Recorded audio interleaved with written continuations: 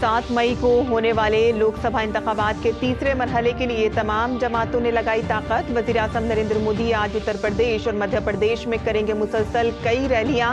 मरकजी वजीर दाखिला अमित शाह भी आज तेलंगाना और उड़ीसा में करेंगे इंतखाबी जलसे, जबकि वजीर दिफा राजनाथ सिंह यूपी के कानपुर और लखीमपुर खीरी में करेंगे इंतखाबी तशहीर। चौथे मरहले के लिए 13 मई को होंगे इंतखाबात। कागजाते नामजदगी दाखिल करने का आज आखिरी दिन। एसपी सरबराह अखिलेश यादव कन्नौज से दाखिल करेंगे पर्चा नामजदगी। आंध्र प्रदेश असेंबली इंतखाबात के लिए भी कागजाते नामजदगी दाखिल करने का आज है आखिरी दिन।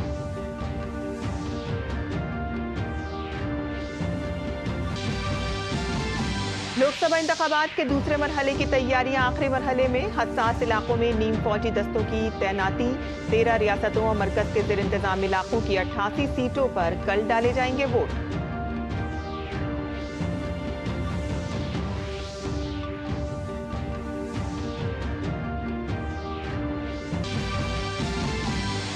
पटना के पुनपुन में जेडीयू लीडर सौरभ कुमार का गोली मारकर कत्ल कर दिया गया। मुश्तइल लोगों ने पटना गया रोड किया ब्लॉक। हमले के वक्त एक शादी की तकरीब से वापस आ रहे थे सौरभ।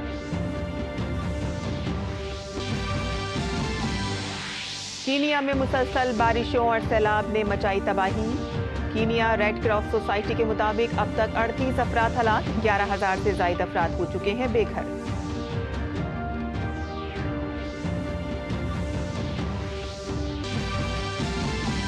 आईपीएल में आज हैदराबाद का मुकाबला बेंगलुरु से। कल खेले गए मैच में दिल्ली ने गुजरात को 4 रन से दी शिकस्त। ऋषभ पंत ने बनाया अनोखा रिकॉर्ड। एक गेंदबाज के खिलाफ 18 गेंद पर बनाए 62 रन।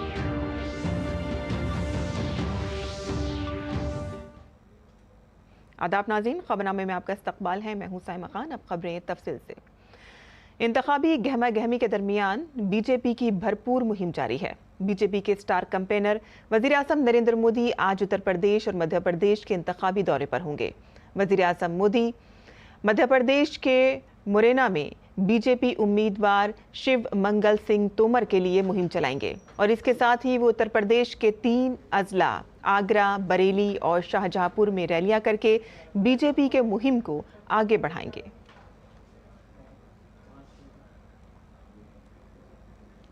वज़ीर आज़म नरेंद्र मोदी आज शाहजहांपुर में बरेली मोड़ पर वाक़े ग्राउंड में एक इंतखाबी रैली करेंगे। पीएम मोदी शाहजहांपुर से बीजेपी उम्मीदवार अरुण सागर के लिए मुहिम चलाएंगे।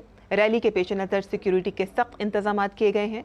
शाहजहांपुर लोकसभा हल्के में हुए तरक्याती कामों पर बीजेपी उम्मीदवार अरुण सागर के साथ डीडी न्यूज़ के नुमाइंदे अश्वनी मिश्रा ने खुसूसी गुफ्तगू की है। देखते हैं। प्रधानमंत्री नरेंद्र मोदी की रैली शाहजहांपुर में होनी है।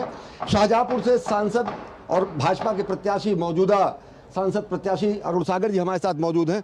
अरुण जी, किन मुद्दों पे, विकास कार्यों पर या फिर मोदी जी के चेहरे पर क्या कुछ लेकर जनता के बीच में जा रहे हैं? हमारे क्षेत्र में, हमारे लोकसभा क्षेत्र में 6 विधानसभाएं आती हैं। इतना उत्साह है गांव-गांव, बूथ-बूथ पर कि बहुत प्रचंड बहुमत से ये ग्राउंड छोटा पड़ जाएगी, इतनी बड़ी रैली होने जा रही है।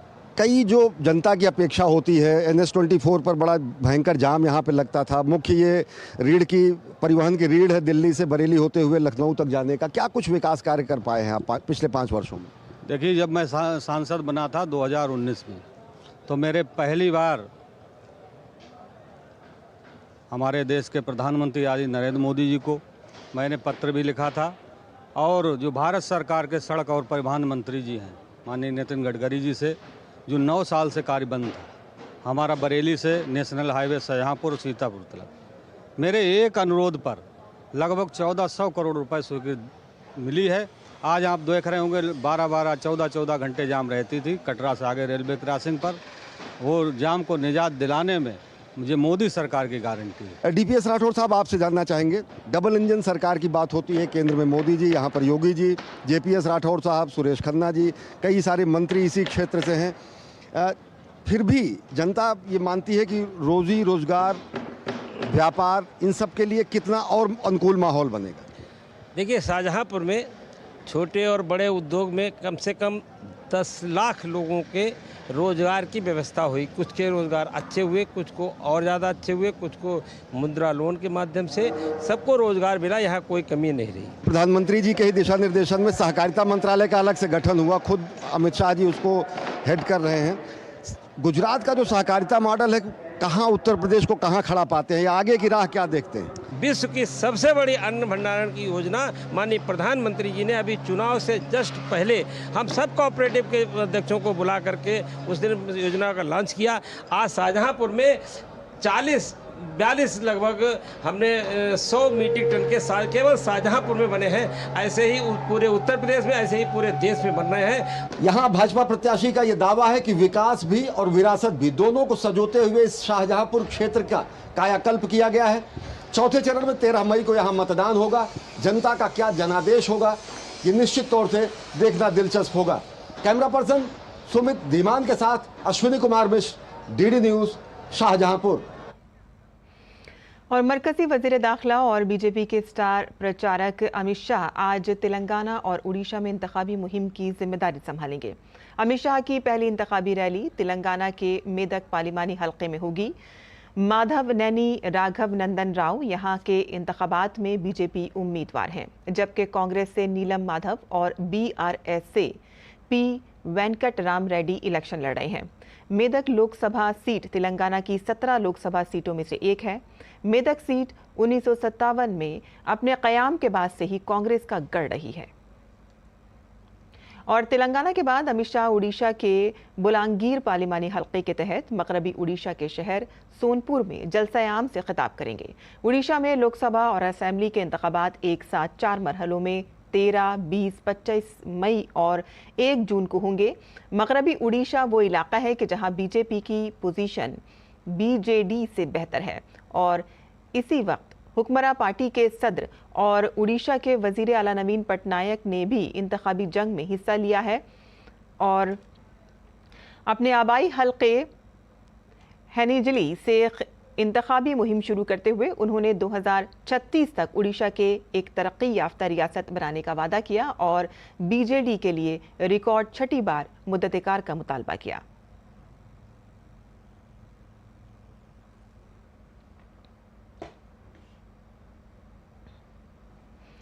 और दूसरे मरहले की वोटिंग से कबल बीजेपी की भरपूर मुहिम जारी है। वज़ीर दिफा और बीजेपी के सीनियर लीडर राजनाथ सिंह आज यूपी के इंतखाबी दौरे पर होंगे, जहां वो रियासत के लखीमपुर खीरी और कानपुर देहात में बीजेपी उम्मीदवारों के हक में रैलियां करके पार्टी की जीत को यकीनी बनाने की कोशिश करेंगे।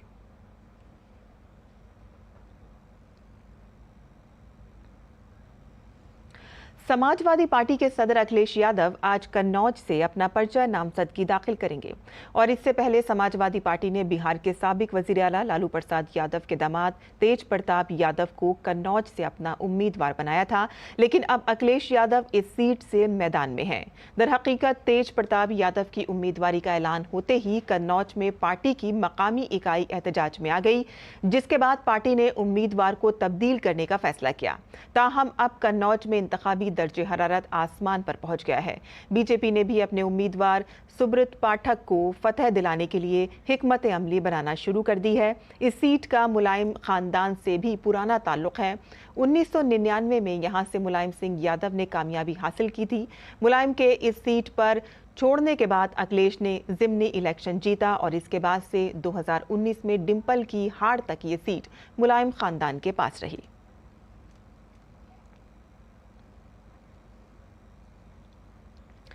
समाजवादी पार्टी के लीडर अखिलेश यादव ने कन्नौज से इंतखाब लड़ने पर उत्तर प्रदेश के वजीर जयवीर सिंह ने तंज कसा है और कहा है कि असल पीडीए का असल चेहरा परिवार विकास प्राधिकरण सैफई है।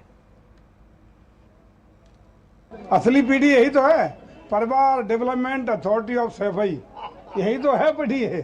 तो पीडीए है, पीडीए दिखाई पड़ रहा है। बधाई सपा के लोगों को, बधाई अखिलेश जी को बधाई। यहाँ कोई चुनौती नहीं, लोगों ने इस बार निर्णय ले लिया। मैनपुरी का निर्णय है कि अभी नहीं तो कभी नहीं, इस बार कमल खिलेगा, भगवा लहराएगा, जन जन खुद चुनाव लड़ रहा है। एक एक मतदाता, एक एक यहाँ का व्यक्ति खुद चुनाव लड़ रहा है। इस बार मैनपुरी ने निर्णय ले लिया है कि लड़ेगा मैनपुरी, लड़ रहा है मैनपुरी और जीत रहा है मैनपुरी।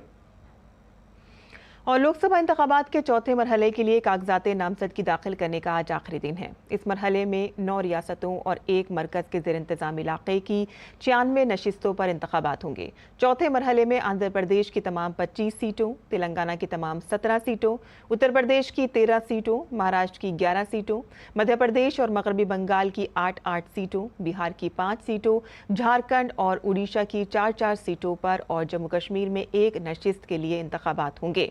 कागजात नामजदगी की जांच कल होगी और इस मरहले के लिए वोटिंग 13 मई को होगी।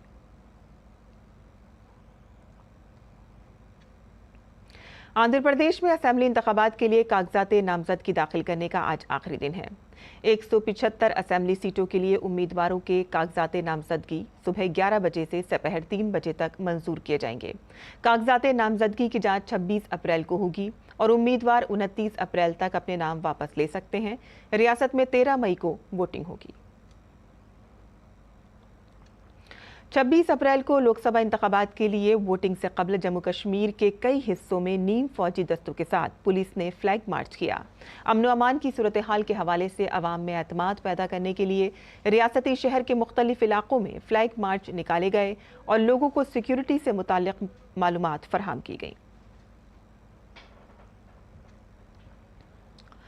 कल यानी कि 26 तारीख को मणिपुर में भी वोटिंग होगी। बाहरी मणिपुर पार्लिमानी हल्के के 13 असेंबली हल्कों में इंतखाबात होंगे, जिसके लिए इलेक्शन कमीशन की जानिब से तमाम ज़रूरी इंतजाम किए गए हैं। आज़ादाना और मुनसिफाना इंतखाबात के लिए मरकजी नीम फौजी दस्तों की 87 कंपनियां और मणिपुर पुलिस के 4000 से ज़ायद एहलकारों को तैनात किया गया है। Assembly segments of the Outer Manipur Parliamentary Constituency. They are going for polls on the 26th of April. So put together 857 polling stations, including 9 special polling stations are going for polls. And they are all part of the Outer Manipur Parliamentary Constituency. And all the necessary arrangements have been done. And 87 companies of Central Paramilitary Forces and more than 4,000 personnel from State Police Force are being deployed for doing the security related work to ensure that the elections are free and fair and incident free.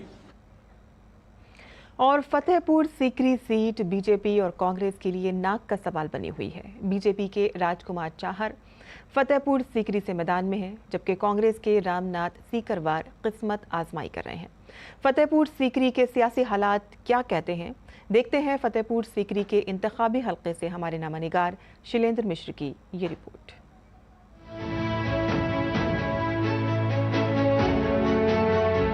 Fatehpur Sikri Lok Sabha seat Uttar Pradesh की उन चंद पार्लिमानी सीटों में से एक है जिन पर पूरे मुल्क की निगाह रहती है।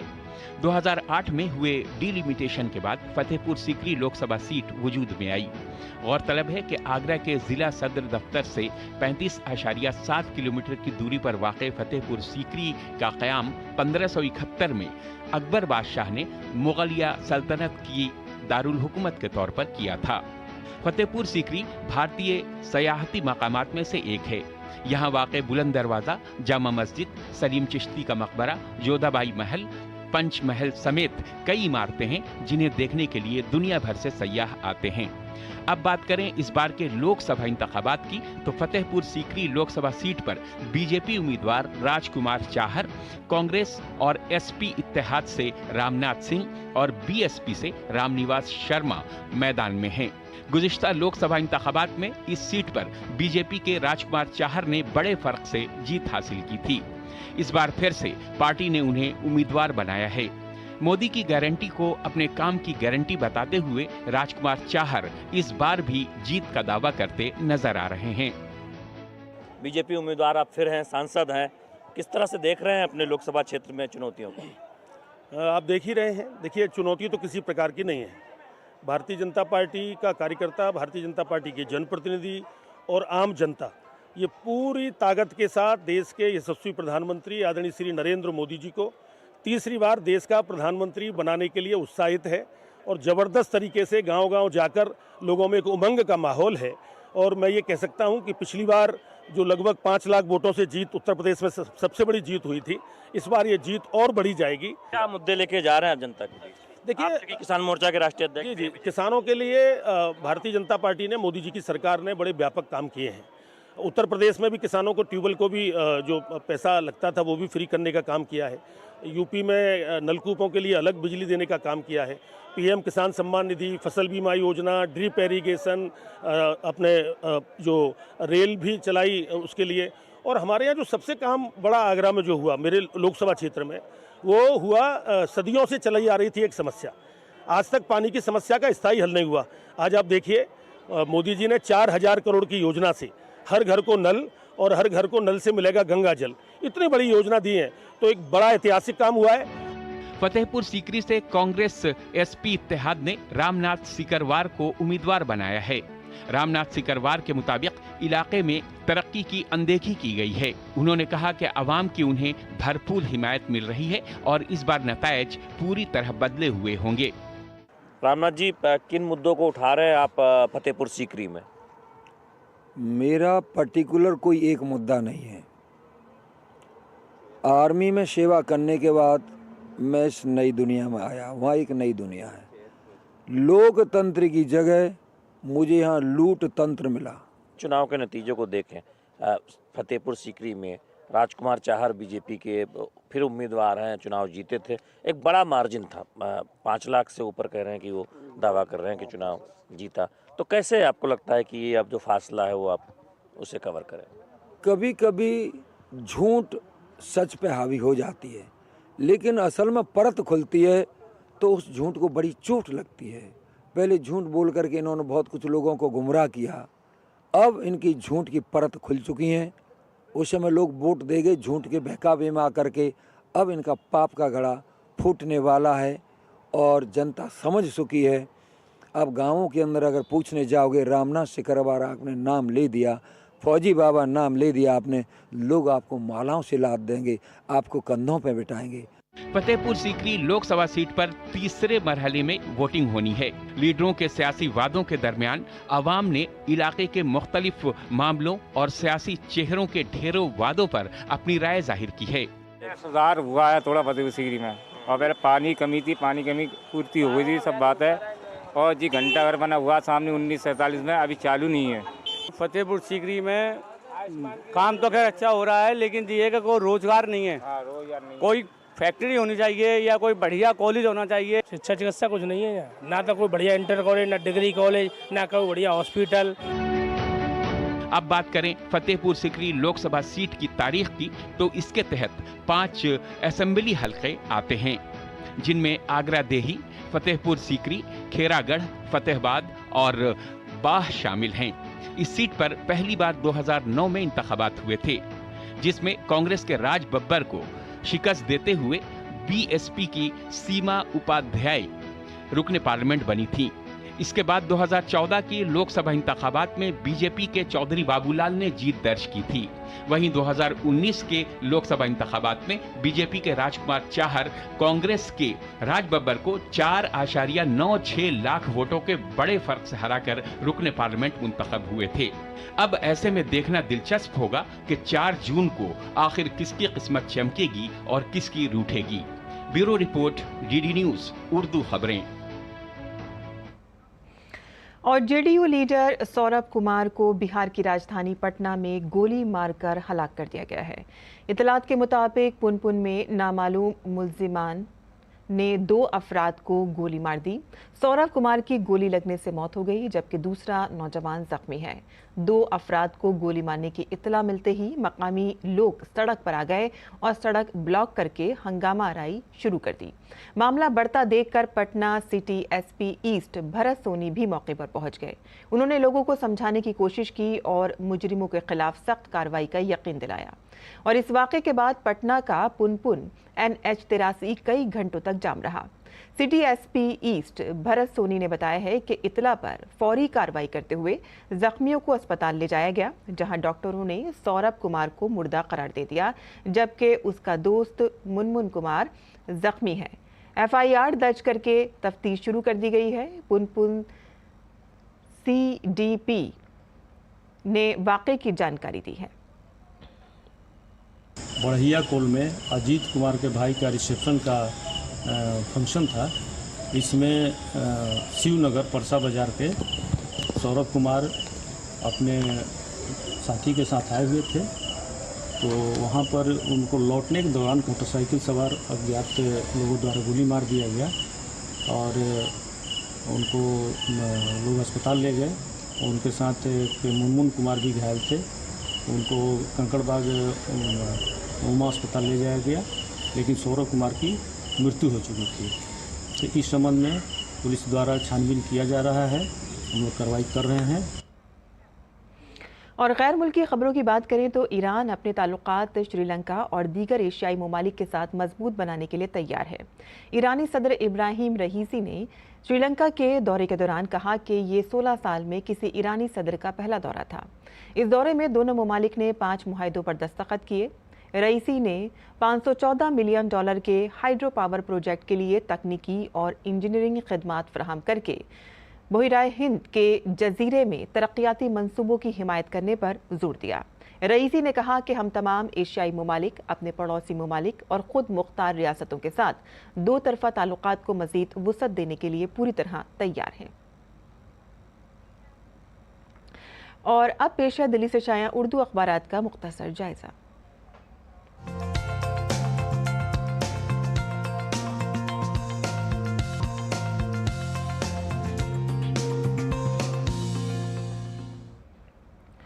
तो दिल्ली से शाया होने वाले उर्दू अखबारात पर अगर नज़र डालें तो वाज़ेह रहे कि लोकसभा इंतखाबात से मुताल्लिक़ खबरें अखबारों में शाया हुई हैं। वहीं दूसरे मरहले की तमाम तैयारियां मुकम्मल हो चुकी हैं और तशहीरी मुहिम जो है वो आज ख़त्म हो जाएगी। इसी के हवाले से यहाँ पर सुर्खी लगाई गई है कि उम्मीदवारों ने अपनी पूरी ताकत झोंक दी है पुरअमन और शफाफ पोलिंग के लिए। इलेक्शन अफसरान और SP के साथ अफसरान की मीटिंगें लगातार जारी हैं और तैयारियां भी पूरी तरह से मुकम्मल कर ली गई हैं। आगे की खबर जान लेते हैं, जहां मारूफ आलम दीन मौलाना अब्दुल अलीम फारूकी का इंतकाल हो गया है। ऐश बाग कब्रिस्तान में सुपुर्द खाक किए जाएंगे। आगे बढ़ते हैं, जहां आलमी सफ़े पर जो खबर शाये हुई है वो आज़मीन हज के लिए परमिट का इजरा आज से शुरू होगा। वाज़ेह रही कि सऊदी वज़ारत हज उम्रा रवा बरस हज 2024 के लिए दाखिली आज़मीन के लिए परमिट का इजरा आज से शुरू करेगी। और आलमी खबरों में आगे बढ़ते हैं, जहां हमने इनकलाब से खबर ली है कि VVPAT मामले पर सुप्रीम कोर्ट में समाअत मुकम्मल हो गई है और फैसला महफूज कर लिया गया है और आज ये फैसला आने की उम्मीद जताई जा रही है।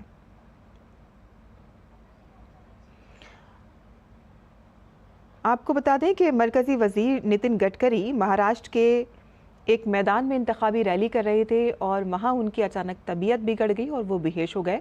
तो ये खबर अखबार ने शाया की है कि अचानक उनकी तबीयत बिगड़ी और वो स्टेज पर ही बेहोश हो गए। आगे बढ़ते हैं, दिल्ली NCR के हवाले से यहाँ पर खबर है। दिल्ली NCR में एक बार फिर से भारी बारिश का अलर्ट जारी किया गया है। 20 से 30 किलोमीटर फी घंटे की रफ्तार से हवाएं चलने की पेशगोई की गई है। इस अखबार से हमने एक आलमी सुर्खी भी ली है, जहां इजराइल और यूक्रेन के लिए $95 अरब जंगी इमदाद का बिल अमेरिका ने मंजूर किया है और उन्होंने कहा है कि हम अपने इत्तेहादियों की हिमायत करते रहेंगे जो हमास और रूसी सदर व्लादिमीर पुतिन जैसे जालिमों के खिलाफ अपना दिफा कर रहे हैं। ये बात जो बाइडेन ने बोली है। तो ये थी आज की अखबारात की सुर्खियां जो हमने आपके लिए चुनी थी। और आगे बढ़ते हैं और अब जान लेते हैं खेल की खबरें। इंडियन प्रीमियर लीग में आज सनराइजर्स हैदराबाद का मुकाबला रॉयल चैलेंजर्स बेंगलुरु से होगा। गुज़िश्ता मैच में RCB को KKR के खिलाफ 1 रन से शिकस्त का सामना करना पड़ा था। तो वहीं सनराइजर्स हैदराबाद ने अपने आखिरी मैच में दिल्ली कैपिटल्स को शिकस्त दी थी। सनराइजर्स हैदराबाद 10 पॉइंट्स के साथ पॉइंट्स टेबल में तीसरे नंबर पर है, तो वहीं RCB 2 पॉइंट के साथ आखिरी मुकाम पर है।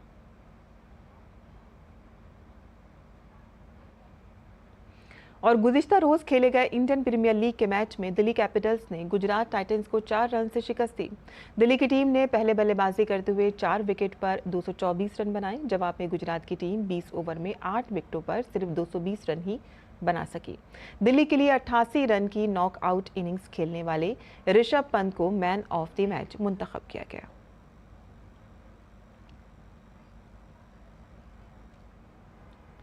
और अब जान लेते हैं मुल्क भर के मौसम का हाल।